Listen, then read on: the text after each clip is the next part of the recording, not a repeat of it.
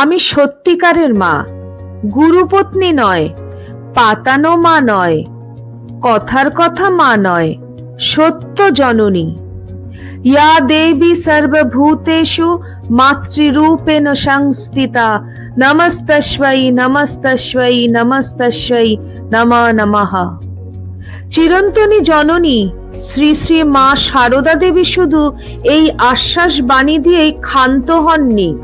তার সন্তান, তার ভক্ত যখন জীবনে চরম সংকটের সম্মুখীন হয়, তখন কিভাবে সে মায়ের আদেশ পেতে পারেন, প্রত্যক্ষ দিশা নির্দেশ পেতে পারেন, তারও উপায় বলে গেছেন। এই উপায়টি কি তা জানতে হলে ভিডিওটি অবশ্যই শেষ পর্যন্ত দেখতে হবে। নমস্কার প্রিয় দর্শক শ্রোতা বন্ধু, আপনাদের সবাইকে live stories with Soma YouTube চ্যানেলে স্বাগত জানাচ্ছি। এই চ্যানেলে বিভিন্ন ধর্মীয় এবং আধ্যাত্মিক বিষয়গুলির ওপর নিয়মিত ভিডিও পেতে চ্যানেলটিকে অবশ্যই সাবস্ক্রাইব করে রাখতে পারেন এবং বেল আইকনটি প্রেস করে অল নোটিফিকেশন অপশনটি ক্লিক করে রাখুন। ধন্যবাদ সবাইকে। আসুন এবার শুরু করা যাক।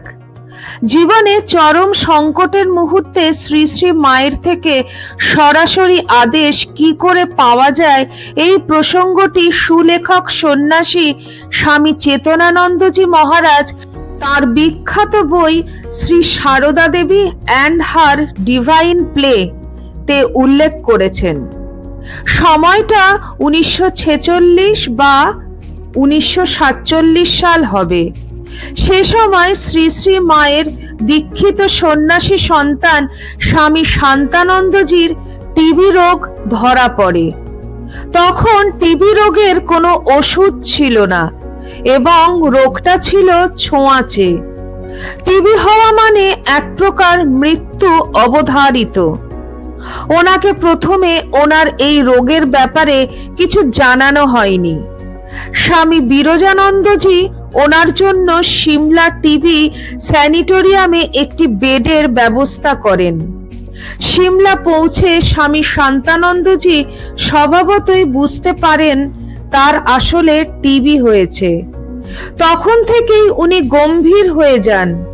তার সেবক স্বামী শ্রীধরানন্দজির সাথে তিনি 3-4 দিন প্রায় কোনো কথাই বলেননি।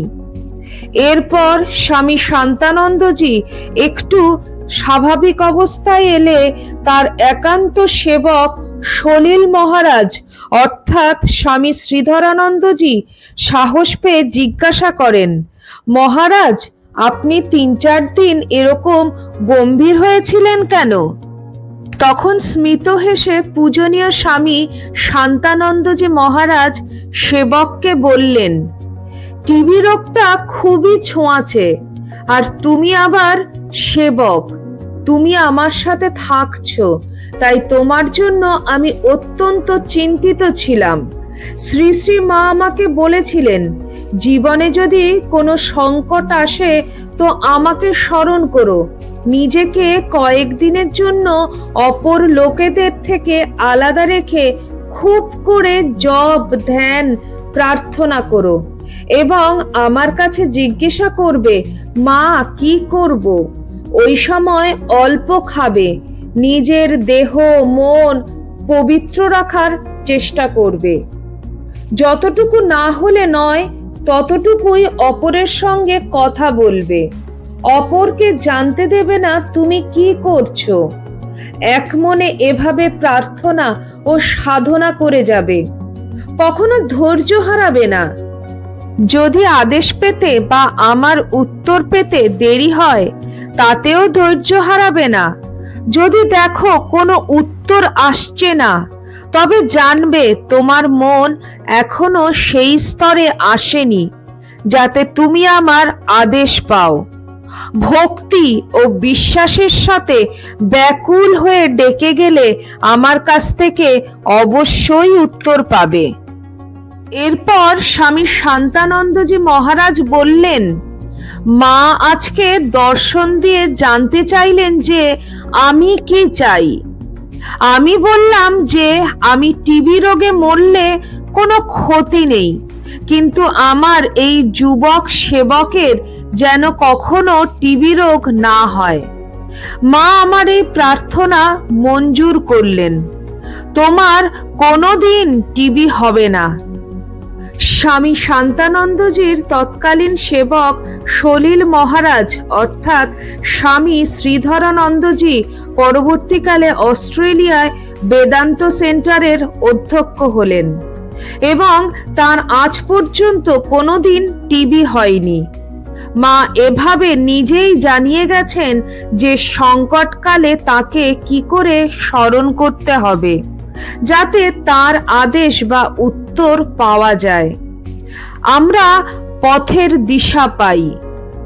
আমাদের সংসারী মন হয়তো ভাবতে পারে যে এখানে প্রার্থনাকারী স্বয়ং ছিলেন শ্রী শ্রী মায়ের মন্ত্র শিষ্য, এক বরিষ্ঠ সন্ন্যাসী সন্তান।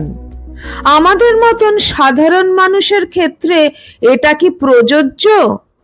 অবশ্যই প্রযোজ্য, কারণ কিছুদিন আগেই ঘটে গেছে এরকমই একটি সত্য ঘটনা, যেখানে শ্রী শ্রী মা নাগপুরের এক দুস্থ মহিলার আকুল প্রার্থনায় সাড়া দিয়ে তার কুষ্ঠরোগ দূর করেছেন। সেই ঘটনার ভিডিওটিও আছে আমার চ্যানেলে, প্লেলিস্টে ভিডিওটি দেওয়া আছে, ভালো লাগলে দেখতে পারেন। শ্রী শ্রী মায়ের এরকম আরো অনেক অলৌকিক কাহিনী আমার চ্যানেলে আছে, প্লেলিস্টে গিয়ে দেখে নিতে পারেন। আজ এই পর্যন্তই। ভিডিওটি ভালো লাগলে শেয়ার করতে পারেন আপনজনের কাছে। সবাই খুব ভালো থাকবেন, সুস্থ থাকবেন। আবার খুব শিগগিরই দেখা হচ্ছে আপনাদের সঙ্গে। জয় ঠাকুর, জয় মা, জয় স্বামীজি।